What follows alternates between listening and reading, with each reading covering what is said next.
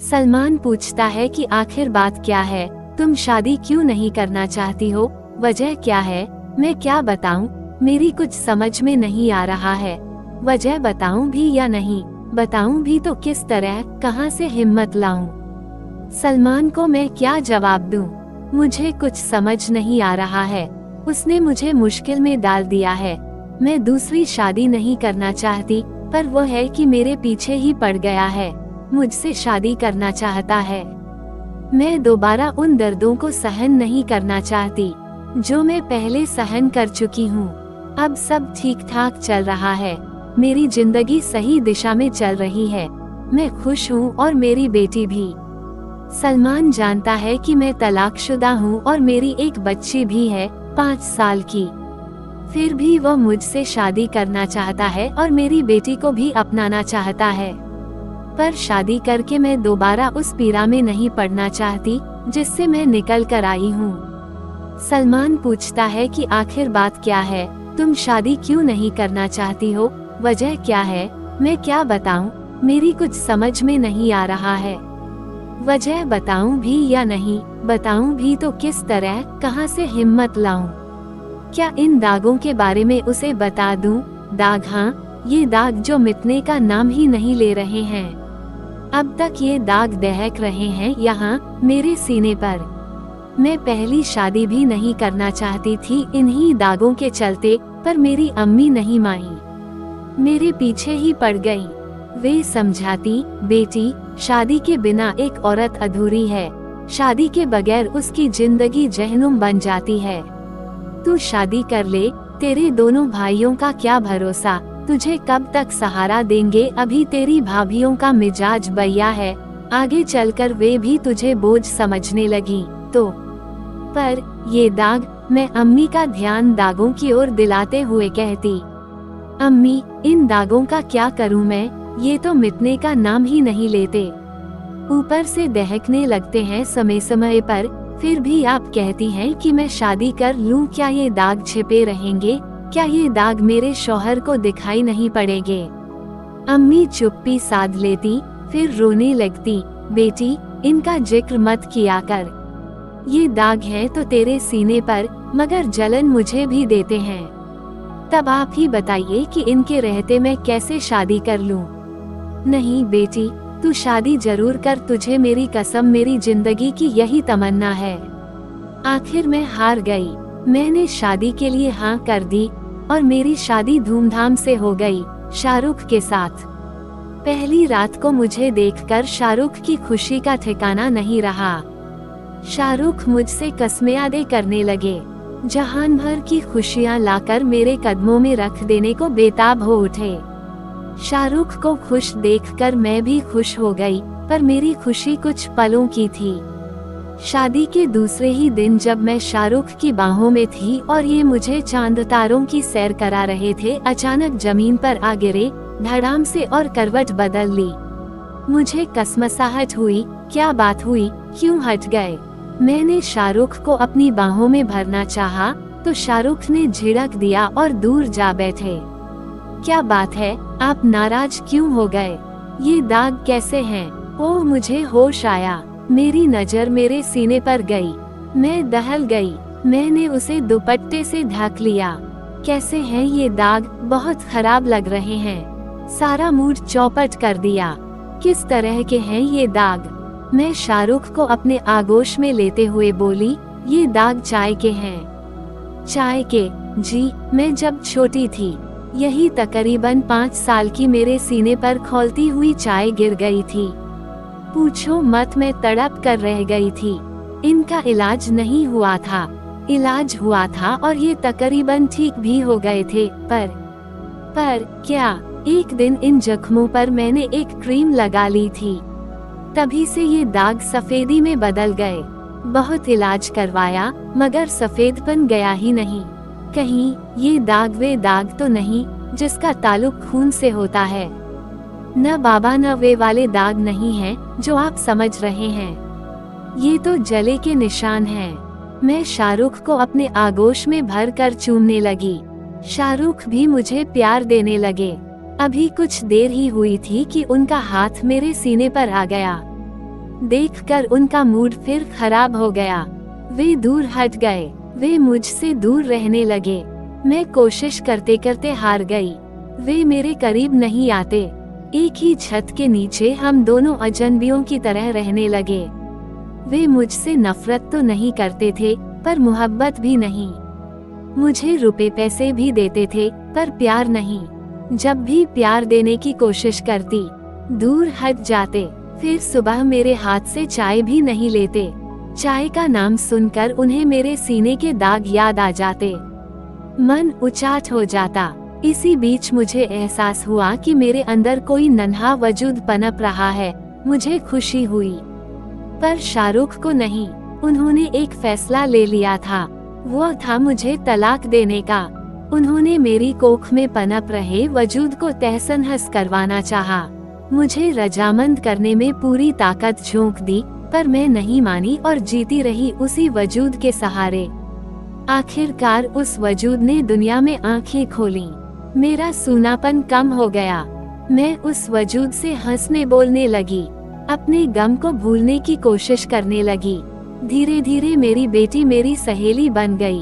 अभी मेरी बेटी 2 साल की ही हुई थी कि यह हादसा हो गया। मैं अपने मायके में आई हुई थी। मेरे बड़े भाई के लड़के का अकीका यानी मुंडन था। शाहरुख भी आए हुए थे। रात को खाना खाने के बाद शाहरुख की आदत है पान खाने की। उस रात वे मेरे मोहल्ले की एक पान की दुकान पर पान खाने पहुँचे तो मेरी जिंदगी में मानो कयामत सी आ गई। वही पान की दुकान पर शाहरुख ने मेरे बारे में सुना क्या, रंजिशन उन्हें सुनाया गया। मेरे बारे में बातें सुनकर वे चकरा गए। गिरते पड़ते वे घर वापस आए तो मैं उनके चेहरे को देखकर भांप गई कि हो न हो कोई अनहोनी हुई है। मैं उनके पास पहुंची, पूछने लगी कि क्या बात है। शाहरुख कुछ नहीं बोले। मेरे घर चुपचाप ही रहे, गुमसुम। पर दूसरे दिन घर आकर कोहराम मचा दिया। ऐसा कोहराम कि पास पड़ोस के लोग इकट्ठा हो गए। मस्जिद के पेशेमाम साहब, मदरसे के मौलाना और मुफ्ती जैसे बड़े लोग भी बुला लिए गए और मेरे घर से मेरे वालिद साहब व दोनों भाई भी। बेचारी अम्मी भी रोती पीटती हुई आई। अम्मी को देखते ही मेरी आंखों से आंसू झरझर बहने लगे। अम्मी ने मुझे गले से लगा लिया। समझ गई कि क्या हुआ होगा। बाहर घर के सामने चबूतरे पर पूरी पंचायत जमा थी। मौलाना साहब मेरे ससुर से बोले, हाजी साहब, आपने हम सबको क्यों याद किया, क्या बात है? मेरे ससुर ने अपना चेहरा झुका लिया, कुछ भी बोल नहीं पाए। मौलाना साहब ने दोबारा पूछा, आखिर बात क्या है हाजी साहब? मेरे ससुर ने अपना चेहरा धीरे से ऊपर उठाया और शाहरुख की ओर संकेत किया, इससे पूछिए। पंचायत इसने बुलाई है, मैंने नहीं। अब मौलाना साहब ने शाहरुख से पूछा, शाहरुख बेटा, बात क्या है, क्यों जहमत दी हम लोगों को? शाहरुख बड़े अदब से खड़े हुए और बोले, मौलाना साहब, मेरे साथ धोखा हुआ है, मुझसे झूठ बोला गया है। मस्जिद के पेशेमाम साहब बोले, बेटा, किसने तुम्हें धोखा दिया है? किसने तुमसे झूठ बोला है? शाहरुख तैश में बोले, मेरी बीवी ने मुझसे झूठ बोला है और धोखा दिया है, मेरी ससुराल वालों ने भी। मुफ्ती साहब बोले, शाहरुख बेटा, तुम्हारी बीवी ने तुमसे क्या झूठ बोला है? ससुराल वालों ने तुम्हें कैसे धोखा दिया है? हजरत, ये बात आप मुझसे नहीं, मेरी बीवी से पूछिए। पूरी महफिल में सन्नाटा पसर गया। मेरे अब्बू अम्मी और भाइयों के ही नहीं, मेरे ससुर का भी चेहरा शर्म से झुक गया। मेरी अम्मी तड़प उठी। पर्दे के पीछे खड़ी मैं भी सिसक पड़ी। मुफ्ती साहब बोले, बताओ बेटी, क्या बात है? मैं जोर जोर से रोने लगी। मेरी आंखों से आंसुओं का सैलाब उमड़ पड़ा। होंठ थरथराने लगे, जिस्म कांप उठा। मुझसे बोला नहीं गया। बोलती भी तो क्या? शाहरुख ही खड़े हुए और तैश में बोले, हजरत, यह क्या बोलेगी, बोलने के लायक ही नहीं है। ये सिर्फ यही नहीं, इसके घर वाले भी। मेरी अम्मी का रोना और बढ़ गया। मेरे अब्बू भी फफक पड़े। भाइयों को गुस्सा आया, उनकी मुठियां भिंच गईं। पर अब्बू ने उन्हें चुप रहने का संकेत किया और मैं सोच रही थी कि यह धरती फट जाए और मैं उसमें समा जाऊं। पर ऐसा होना नामुमकिन था। पेशेमाम साहब बोले, बात क्या है, मुझे बात भी तो पता चले। मेरी बीवी के सीने पर दाग हैं, उजले उजले चर्बी जैसी दिखाई पड़ती है, नजर पड़ते ही मुझे घिन आती है। पंचायत में दोबारा सन्नाटा छा गया। शाहरुख बोलते रहे, ये बात मुझसे छिपाई गई है, हम लोगों को नहीं बताई गई। इतना कहकर शाहरुख थोड़ी देर शांत रहे, फिर बोले, और जब मुझे इसकी जानकारी हुई तो मुझे मेरी बीवी ने बताया कि ये दाग चाय के हैं, जबकि क्या, एक साथ कई मुंह खुले, जबकि ये दाग तेजाब के हैं। पंचायत में खलबली मच गई। शाहरुख ने आगे बताया, कल मैं खैराबादा अपनी ससुराल में था। वहीं एक पान की दुकान पर मैंने 2 लड़कों को आपस में बातें करते सुना। मैं नहीं जानता कि वे लोग कौन थे। उनमें से एक ने दूसरे से पूछा था कि यार, उस लड़की का क्या हुआ। दूसरा बोला था कि कौन सी लड़की। पहला लड़का बोला था कि वही हाजी अशरफ साहब की लड़की जिस पर एसिड अटैक हुआ था।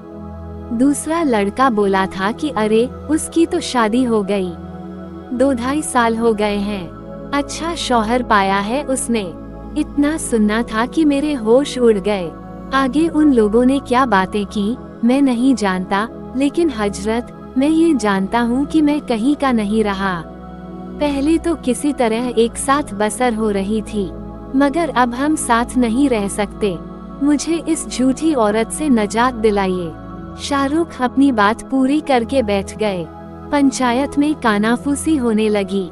थोड़ी देर के बाद मुफ्ती साहब बोले, हाजी साहब, आप कुछ बताएंगे, क्या मामला है? हमें कुछ समझ नहीं आया, एसिड अटैक कब और क्यों? मेरे अब्बू हिम्मत करके खड़े तो हुए, पर थर थर कांपने लगे। उनसे बोला नहीं गया। अम्मी ने भी बोलना चाहा, उनसे भी नहीं बोला गया। बस खड़ी खड़ी रोती रही। आखिर में मैं खड़ी हुई। मेरे घर वाले धोखेबाज हैं या नहीं, मैं नहीं कह सकती। हाँ, मैं ये जरूर कह सकती हूँ कि मैं झूठी हूँ। मैंने झूठ बोला है, मुझे साफ साफ बता देना चाहिए था। इन दागों के बारे में मैं बताना चाहती भी थी, मगर मुझे कोई सूरत नजर नहीं आ रही थी। सुन रहे हैं आप? मैं बोली। शाहरुख ने खड़े होकर बड़े गुस्से में कहा, ये और इसके घर वाले इसी तरह लच्छेदार बातों में उलझा देते हैं, झूठ पर झूठ बोलते हैं, झूठे धोखेबाज कहीं के। मुफ्ती साहब बोले, शाहरुख, खामोश रहिए, अदब से पेश आइए। शाहरुख सटपटा कर बैठ गए। मुफ्ती साहब ने मुझसे पूछा, बेटी, दाग का राज क्या है, बताएंगी आप? मैं फफक पड़ी। ऐसा लगा जैसे दाग दहक उठे, जलन पूरे शरीर में दौड़ गई। मैं बोली, मैं उस वक्त 11वीं जमात में पढ़ती थी। एक हिसाब से दुनियाजहान से अनजान थी। मैं Abul Kalam Azad girls inter college में रोजाना अपनी चचेरी बहन के साथ पढ़ने जाया करती थी। मेरी चचेरी बहन भी उसी स्कूल में पढ़ाया करती थी। इतना कहकर मैंने थोड़ी सी सांसें भरी और दोबारा कहना शुरू किया। मेरी चचेरी बहन की शादी जिस आदमी से हुई थी वह ठीक नहीं था, जुआरी शराबी था, उनको मारता पीटता भी था, इसलिए उन्होंने तलाक लेना चाहा था। वो शख्स तलाक देने के लिए राजी नहीं हुआ। बहन बेचारी मायके में बैठी रही और कॉलेज में पढ़ाने लगी। मैंने फिर थोड़ा दम लिया और आगे बोली, हर दिन की तरह उस दिन भी हम लोग खुशी खुशी कॉलेज जा रही थी। हम लोग कॉलेज पहुंचने वाली ही थी कि बहन ने मेरा हाथ पकड़कर मुझे अपनी तरफ खींचा और चिल्लाते हुए बोली कि भागो भागो। मैंने देखा सामने वही जालिम शख्स खड़ा था। वो पहले भी 1-2 बार बहन के सामने आ चुका था, उनका रास्ता रोक चुका था, उन्हें जबरदस्ती अपने घर ले जाना चाहा था। हमने सोचा कि वो आज भी वही हरकत करेगा, सो हम दौड़ पड़ी। बहन आगे आगे दौड़ रही थी। और मैं उनके पीछे पीछे। मुझे पीछे छोड़ता हुआ वो शख्स बहन के पास तक पहुंच गया। उसने एक हाथ से बहन का नकाब खींच लिया। बहन को ठोकर लग गई। वे वहीं सड़क पर गिर पड़ी। उस जालिम ने झोले से तेजाब की बोतल निकाली और उसका ढक्कन खोलकर एक झटके से उनके चेहरे पर उड़ेल दी। मैं भी तब तक उनके करीब पहुंच चुकी थी। तेजाब के छींटे मेरे चेहरे पर तो नहीं पड़े, हाँ मेरे सीने पर जरूर आ पड़े। मेरा सीना झुलस उठा, मैं गश खाकर गिर पड़ी। जब मुझे होश आया तो मैं अस्पताल में थी। मैंने बहन के बारे में पूछा तो पता चला कि उनकी मौत तो अस्पताल पहुंचते ही हो गई थी। मेरी दुख भरी कहानी सुनकर पूरी पंचायत में खामोशी छा गई। अजब तरह की खामोशी। 90% लोगों की हमदर्दी मेरे साथ थी, पर फैसला मेरे हक में न रहा। फैसला रहा शाहरुख के हक में। मेरे घर वालों के सच्चाई छिपाने और मेरे झूठ बोलने की वजह से मेरा तलाक हो गया। मैं अपने घर वालों के साथ मायके चली आई।